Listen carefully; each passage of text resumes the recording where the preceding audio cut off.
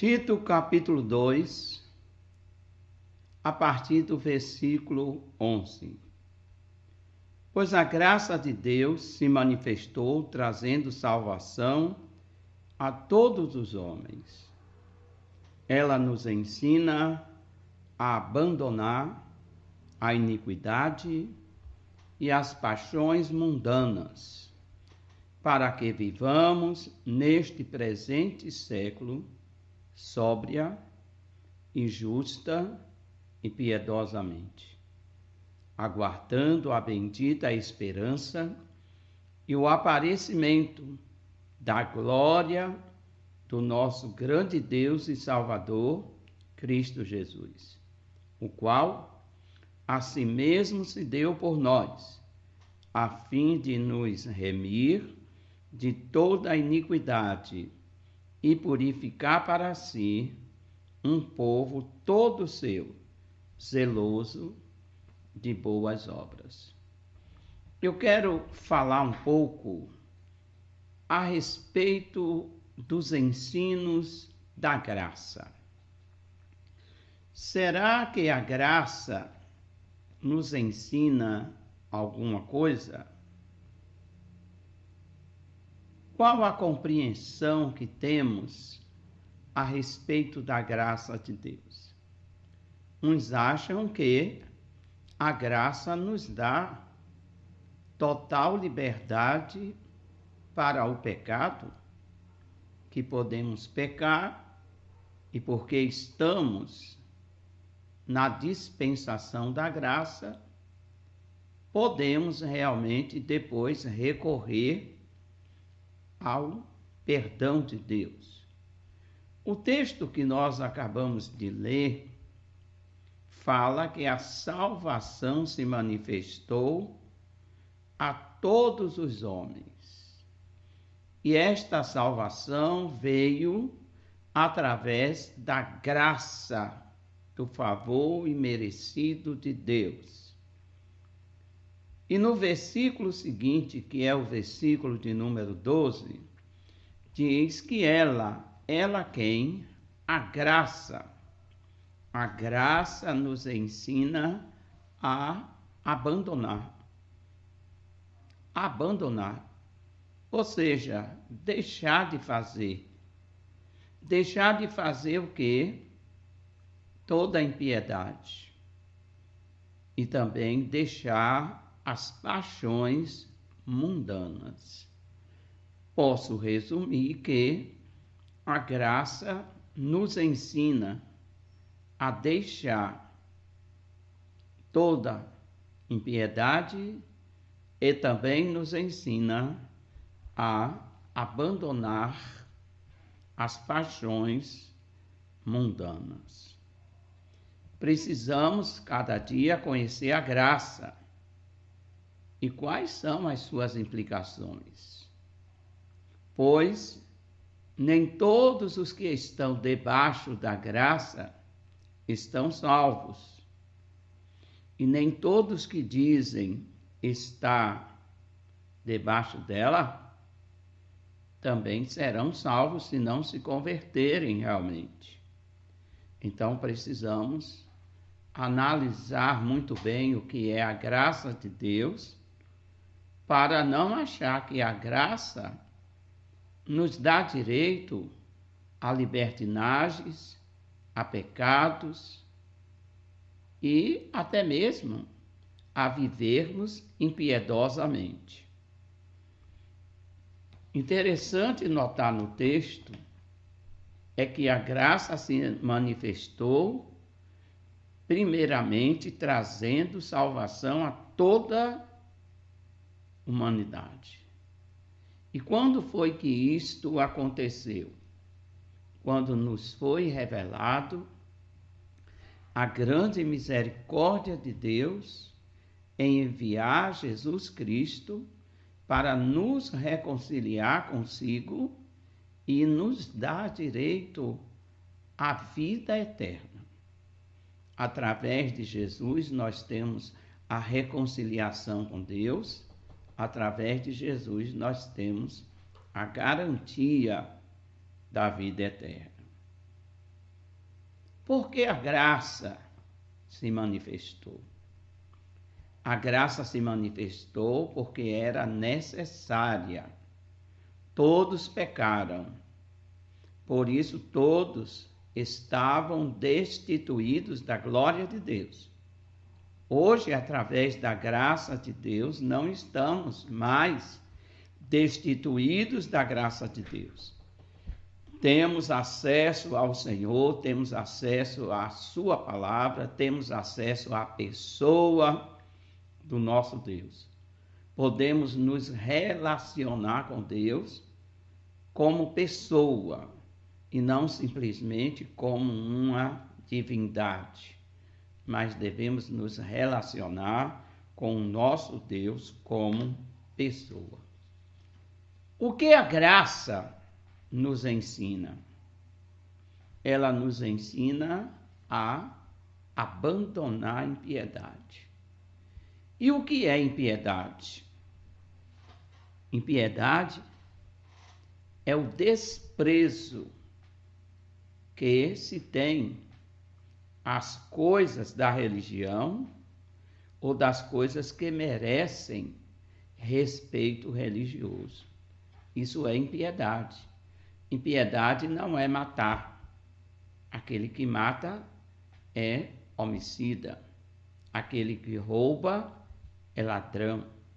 Mas aquele que despreza as coisas da religião, ele comete impiedade.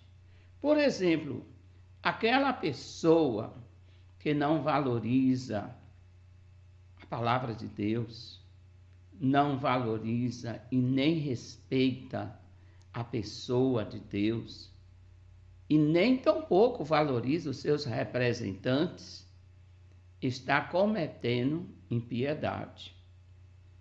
Quem comete impiedade desrespeita as coisas da religião, desrespeita as coisas sagradas, desrespeita ao próprio Deus. Então ele é ímpio. Ímpio não é o ladrão. O ladrão é ladrão, ele pratica roubo. O adúltero é adúltero, ele pratica adultério. O sexo fora do casamento com a pessoa que não é o seu cônjuge. Mas quando falamos de ser impiedoso, estamos falando em desprezo que se tem às coisas de Deus. E tem crente que pratica a impiedade. Tem crente que pouco faz questão de congregar, outros pouco questão faz em se consagrar para Deus, em orar, e outros que cometem a impiedade de nem sequer pegar na Bíblia para ler. Isso tem nome. Esse pecado chama pecado de impiedade, tá? A falta de impiedade leva a pessoa a cometer até mesmo sacrilégios e blasfêmias e crueldade, desumanidade contra a outras pessoas. Tem pessoas que são tão ímpias que tiram a vida de pessoas religiosas, dedicadas, e só tiram por causa disso. Só tiram por causa disso. Porque a pessoa é dedicada às coisas sagradas. Ela é dedicada à palavra de Deus. Ela é dedicada aos cultos. E ser dedicado às coisas de Deus causa realmente um desconforto na vida daquele que é ímpio de uma maneira sem igual.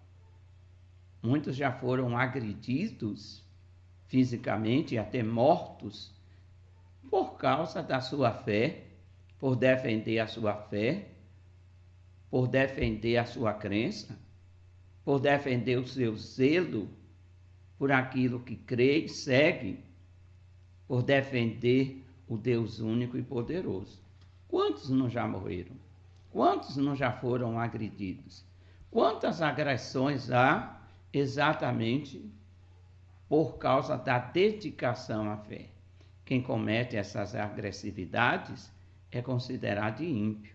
Então, ímpio é todo aquele que tem desprezo, tem realmente desprazer com as coisas sagradas. Deus é contra a impiedade. E a graça nos ensina que não devemos ser ímpios. Não devemos praticar a impiedade. Olha o que diz a palavra do Senhor em Deuteronômio, capítulo 9, versículo 4. Quando, pois, o Senhor teu Deus vos lançar fora de diante de ti, não faleis no teu coração, dizendo: por causa da minha justiça é que o Senhor me trouxe a esta terra para possuir, porque pela impiedade dessas nações é que o Senhor as lança fora diante de ti. Quando Deus falou para Moisés e disse a Moisés que haveria de dar a terra que mana leite e mel ao seu povo, Deus também revelou seu descontentamento com a impiedade daqueles povos. Havia vários povos que viviam um desprezo ao Deus vivo e poderoso, praticavam todo tipo de desprezo a Deus e praticavam todo tipo de desconsideração, desconsiderava ao Deus único e dava a sua credibilidade, a imagem de escultura, a demônios, a deuses feitos pelas mãos humanas. E Deus disse para Moisés: não diga ao povo, e também não deixe com que o povo fale, que foi por causa deles apenas que eu estou realmente dando a possessão dessa terra a vocês. Não, mas Deus já estava saturado de tanta impiedade. E nos dias de hoje não é diferente. Deus se sente mal com tanta impiedade, com tanto desprezo, com tanto descaso, com tanta blasfêmia, que realmente é demonstrada pelo homem contra ao Deus único, ao Deus Criador, ao Deus sustentador, ao Deus Salvador, ao Deus Senhor. Então há um descaso muito grande, generalizado nas nações, em todos os lugares. Há um descaso muito grande pelas coisas de Deus. E esses descasos, às vezes, acontecem dentro da própria igreja, aonde temos cristãos que não têm dedicação nenhuma, não têm zelo algum pelas coisas de Deus. Eles profanam, misturam. Em vez de terem uma vida consagrada, eles não têm essa vida consagrada. Deus não passa para eles de um objeto de barganha, aonde eles vão lá, dão alguma coisa, um pouco da sua adoração, quando adora, né? Mas aquela vida piedosa que deveria viver e ter para com o seu Deus, não tem. E Deus não se agrada disso. Nos Salmos 45, versículo 7, a palavra diz o seguinte: tu amas a justiça e odeias a impiedade. Por isso Deus, o teu Deus, te ungiu com óleo de alegria, mais do que a teus companheiros. A palavra está falando de uma grande virtude do salmista, apesar de nós podermos também atribuir esse salmo como um salmo messiânico, mas olhando do modo natural e não do modo profético, vemos que há realmente aqui uma colocação alusiva ao salmista. Tu amas a justiça e odeia a impiedade. Por isso, Deus, o teu Deus, te ungiu com óleo de alegria mais do que aos teus companheiros. Devemos viver a vida cristã piedosamente. Devemos nos envolver com as coisas de Deus. Uma das coisas que realmente faz parte da piedade cristã é a divulgação das boas novas, é a evangelização, é você falar para as pessoas aquilo que Deus fez com você, as coisas boas que você recebeu de Deus, como o perdão, como a salvação, como cura, libertação, vida emocional, vida espiritual. Isso é para ser compartilhado. Isso é para realmente ser anunciado, para que o nome do Senhor seja engrandecido.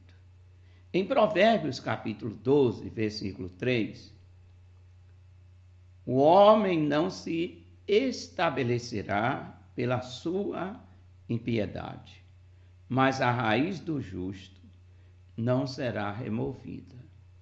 Observe que aqueles que realmente desprezam as coisas de Deus, eles têm direito de fazer isso, porque não é obrigado, Deus não obriga ninguém a se aproximar dele e amá-lo.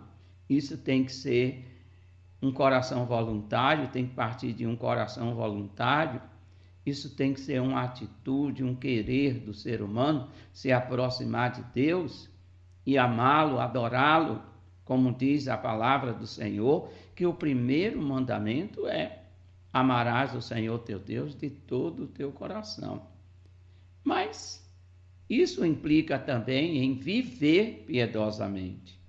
E o homem que vive piedosamente, ele alcança de Deus estrutura, ele alcança de Deus estabilidade. Quando eu falo em viver piedosamente, eu estou falando em ser sincero com a palavra de Deus, em ser honesto com o Senhor nas suas decisões e no seu comportamento, é trazer para a sua vida os traços do caráter de Cristo. Isso é viver piedosamente, é temer a Deus, respeitar a Deus, respeitar a sua palavra, tá?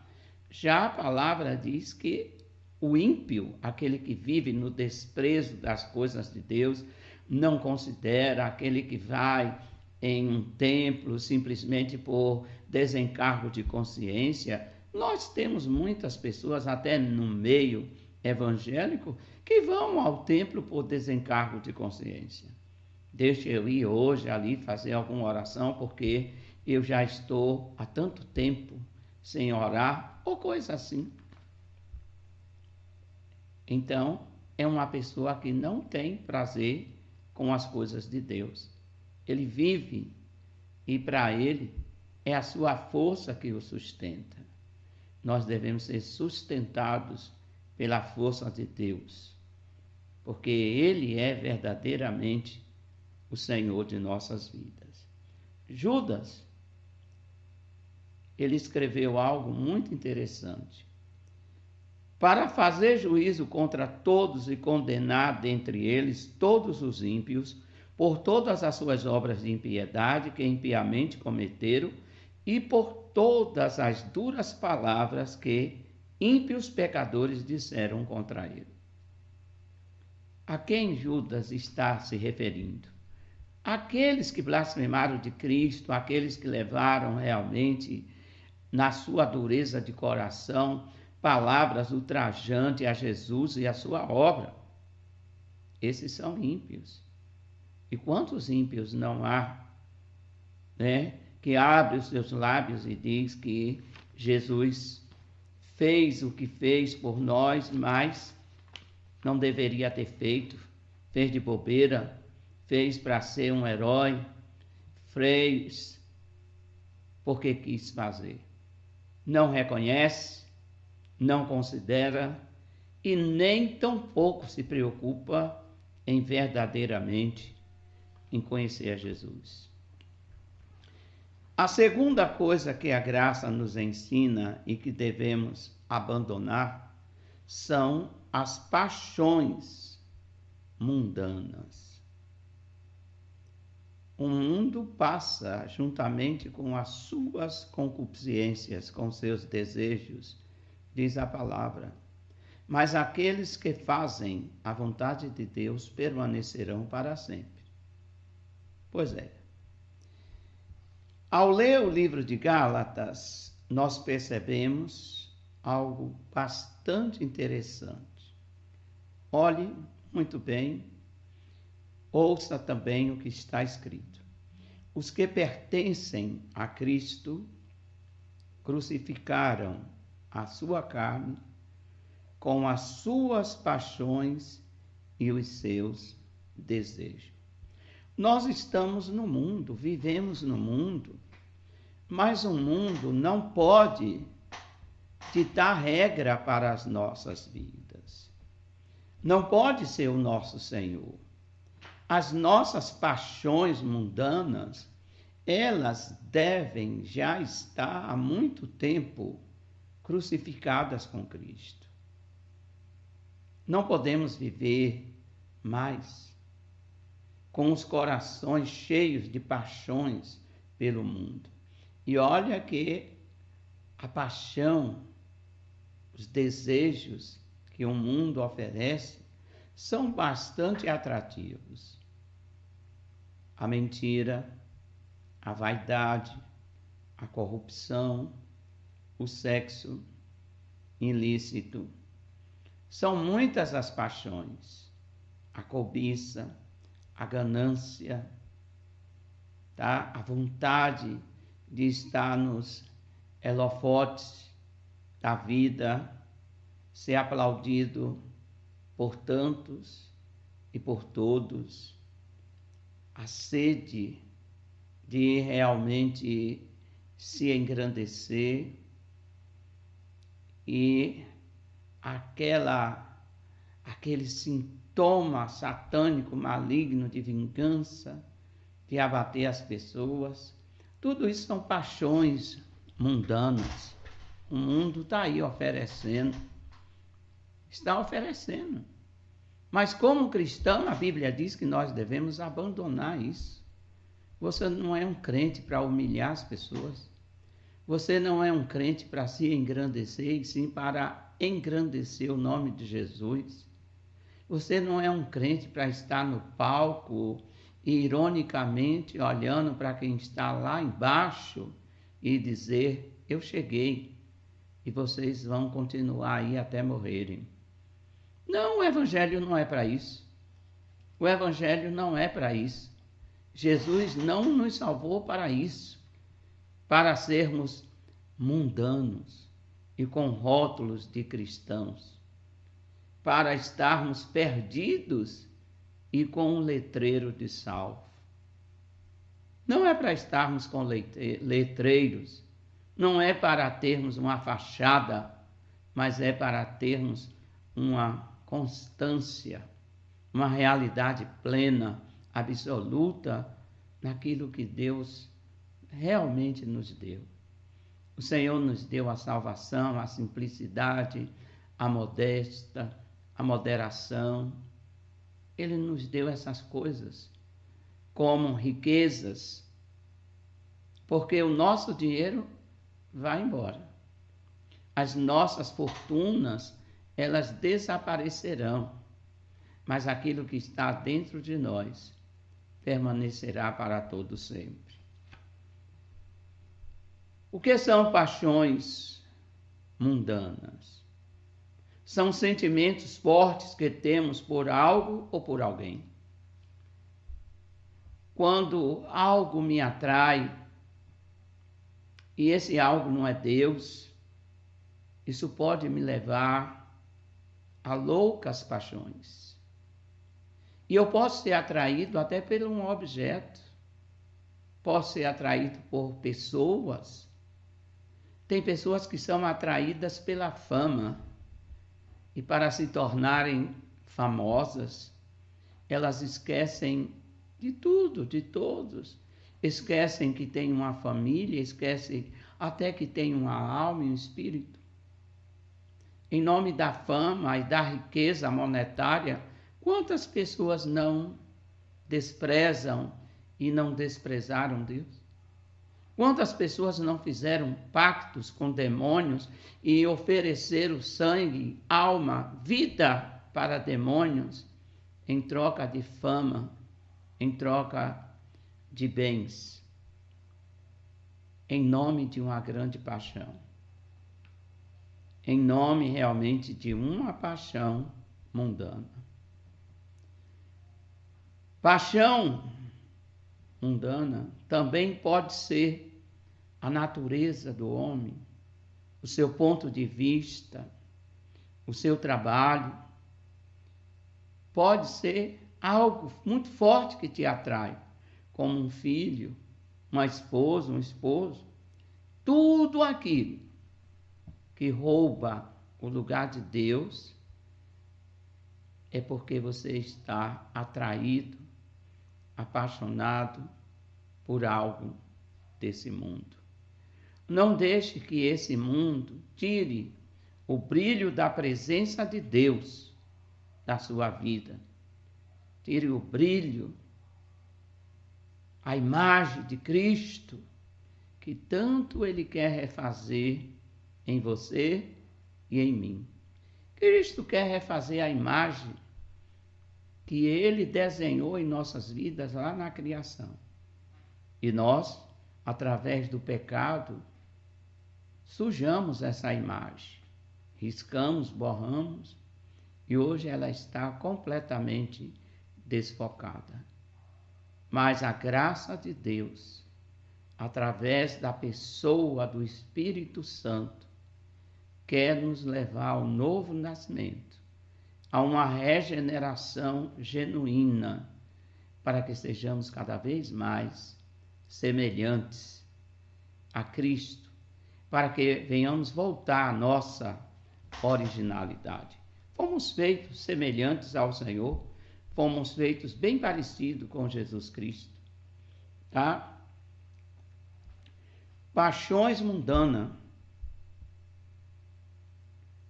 é tudo aquilo que eu sinto pelo mundo. É tudo aquilo que eu sinto pelo mundo.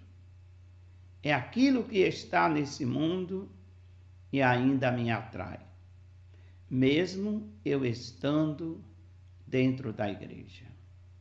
Se eu estou dentro da igreja e ainda o meu coração é atraído por coisas que o mundo oferece, eu estou realmente embriagado. Como disse Paulo, né? Que não devemos nos embriagar com o vinho da contenda, mas devemos nos encher do Espírito Santo. Olha que coisa muito interessante. Quando eu falo de coisa muito interessante, eu estou me referindo ao exemplo de Daniel. Daniel viveu muitos anos no palácio. Daniel conviveu com o rei Nabucodonosor, com Dário, com Ciro, mas Daniel em nenhum momento se contaminou com tudo que ele viu no palácio, com todas as propostas que recebeu. Daniel poderia ter sido um homem contaminado, mas Daniel não se contaminou. Daniel foi um homem completamente puro, disciplinado. Daniel venceu as paixões naturais que todo ser humano tem. Daniel venceu as paixões que o mundo oferece. Era um mundo de luxo, era um mundo de prazer, era um mundo completamente diferente do mundo que Daniel tinha vivido em Judá. Entretanto, diz a Bíblia que ele não comeu e nem bebeu da comida e da bebida do rei, e nem deixou de ser piedoso para com o seu Deus, pois desde que chegou no palácio, Daniel tinha o hábito de orar 3 vezes ao dia. E por causa da sua piedade, da sua dedicação, foi jogado à cova dos leões, e Deus provou que ama aquele que é fiel. E Daniel é um exemplo de fidelidade, mesmo sendo tentado por um mundo tão aparentemente saboroso. Mas Daniel não sentiu o sabor do mundo. Ele preferiu viver exclusivamente para agradar a Deus. Jesus disse algo muito forte e interessante. Está escrito em Mateus 12:46. Enquanto ele ainda falava, as multidões estavam do lado de fora, sua mãe e seus irmãos procurando falar-lhes. Disse-lhe alguém: eis que estão aí fora tua mãe e teus irmãos, e procura falar contigo. Ele, porém, respondeu ao que lhe falava: quem é minha mãe e quem são meus irmãos? Estendendo a mão para os seus discípulos, disse: eis aqui minha mãe, meus irmãos, pois qualquer que fizer a vontade do meu Pai, que está no céu, este é meu irmão e mãe. Jesus não estava desprezando a sua família. Jesus apenas deu uma aula de prioridade. E na prioridade de Jesus, o que vem primeiro é Deus. Ele até fez uma grande e extraordinária citação.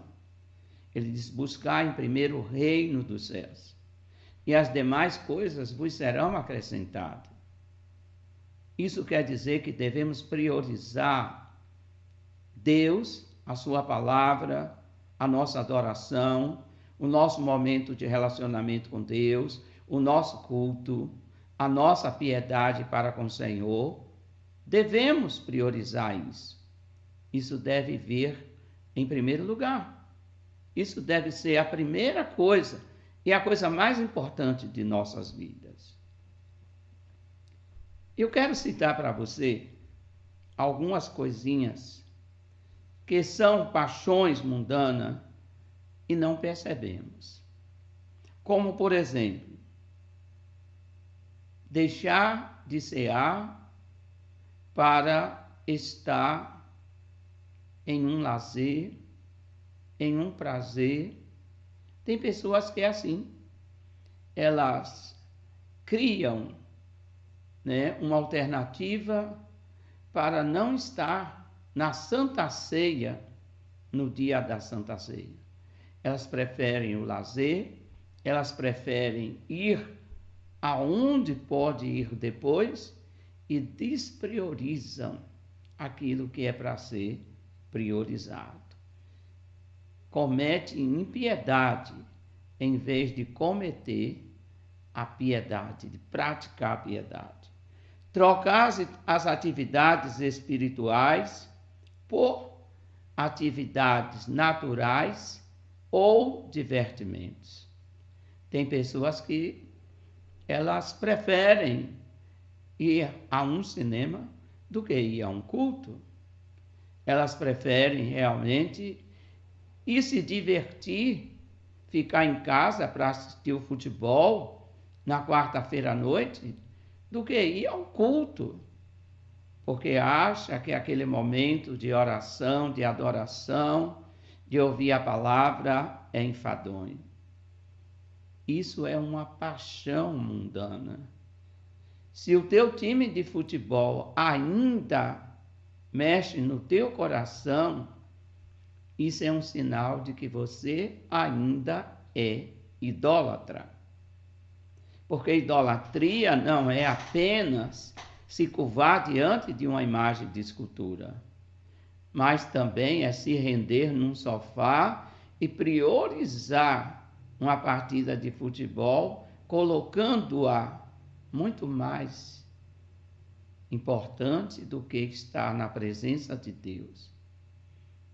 Então, existem coisinhas que aparentemente não são paixões mundanas, mas são se alegrar com sofrimento alheio. Sabe?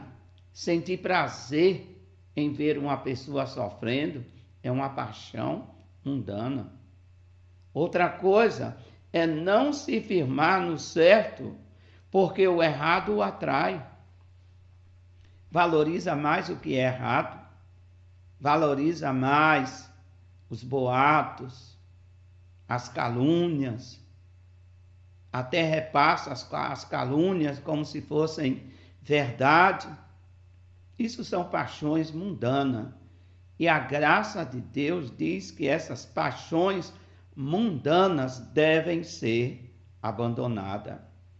Uma outra coisa interessante é limitar-se para Deus e para a sua obra.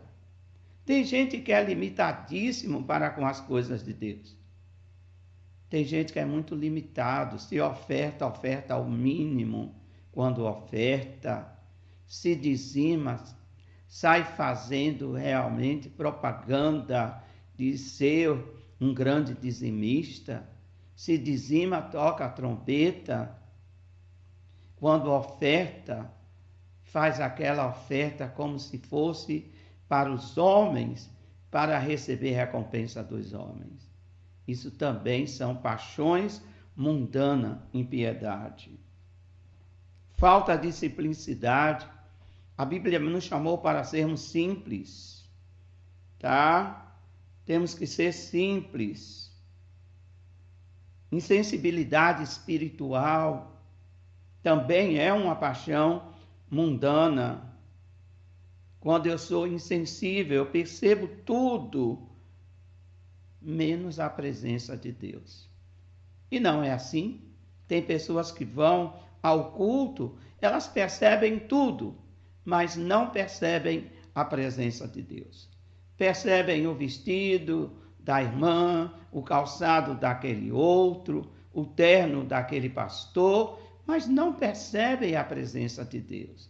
Vê os defeitos dos músicos, a desafinação do ministério de louvor, mas ele não vai para adorar, porque é insensível espiritualmente.